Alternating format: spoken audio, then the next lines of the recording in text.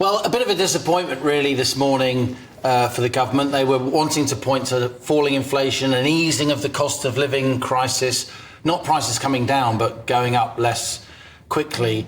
But inflation in September, the latest month for which statistics is available, was 6.7%, which was the same as August, and it was 6.8% in July. So it's really kind of flatlining.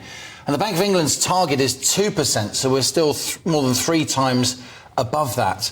Now, why did this happen? It was partly because we've had big increases in petrol and diesel prices that we've been talking about a lot. But food price inflation, it's still above 12%. So food, a basket of food is still 12% more expensive in September than it was in September 2022. As, you know, all shoppers watching and listening to GBNews will confirm. Yeah.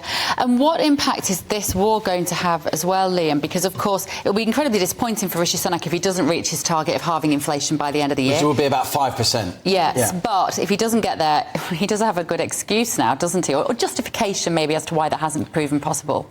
Well, he does, and also it's not just political parlour games, is it? It's people trying to make ends meet. It's millions of households, given the high price of petrol and the high price of food, life's necessities, if you like.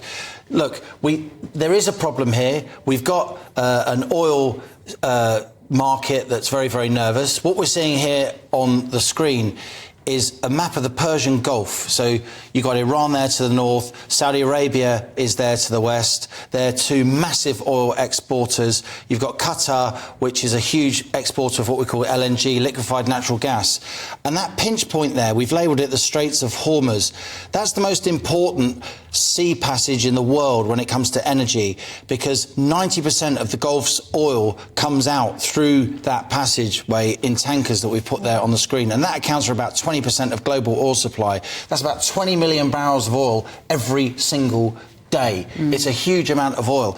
And the danger is now, you've got Iran saying a couple of days ago, Iran said we may have to fight this war on other fronts. Iran, of course, which is widely seen to be funding not just Hezbollah in Lebanon to the north of Israel, but also Hamas itself within Palestine.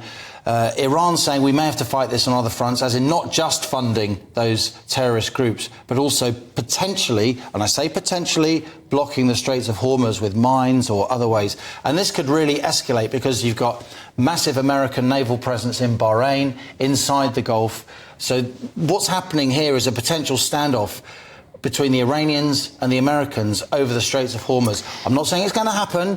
What I am saying is that lots of oil traders are watching very closely to Iran's rhetoric. Liam, with the, yesterday we saw Greta Thunberg being arrested for protesting oil and gas. I'm not sure exactly where she was. Perhaps you know the detail on that. But what does this say about Western policy when it comes to energy security? Does this change that debate over the Just Stop Oil? Do we need more oil than ever? Well, I think what we've seen pretty much since Russia's invasion of Ukraine last February, Emily, is a bit more realpolitik coming into the net zero debate. That's why Rishi Sunak and the Conservatives have given permission for more drilling in the North Sea, particularly the Rosebank oil field, what we think is the biggest untapped oil field in the North Sea, 80 miles to the west of Shetland. They're relatively accessible by North Sea standards. Keir Starmer's coming under enormous pressure because he wants to stop drilling in the North Sea. Well, he's got the GMB union, the third biggest union in the country. You know, their leader, Gary Smith, openly chiding him, even though they're big funders of the Labour Party. You've got the energy company INEOS, which runs Grangemouth, our biggest refinery. It provides refined oil for the whole of Scotland and a lot of the north of England. It's Britain's engine room. You've got the bosses of INEOS saying, we're going to close Grangemouth, Mr. Starmer, if you go ahead with this. And when you have the possibility of a standoff between Iran and the United States over the Straits of Hormuz, people who want net zero policies to slow down, people who want more realism in those policies, they will point and they will say to the likes of Greta Thunberg, I'm sorry, your beliefs are luxury beliefs. That phrase will become very, very important because this is where the rubber hits the road for a lot of these net zero policies. Can we keep the lights on? Can we keep our people warm this winter? We face adversaries in the form of Russia, OPEC, the oil exporters cartel. They're working hand in glove now and now potentially Iran, not just an OPEC member, a key OPEC member, but also the gatekeeper for that vital windpipe of the global economy, the Straits of Hormuz. Brilliant. Thank you, Liam.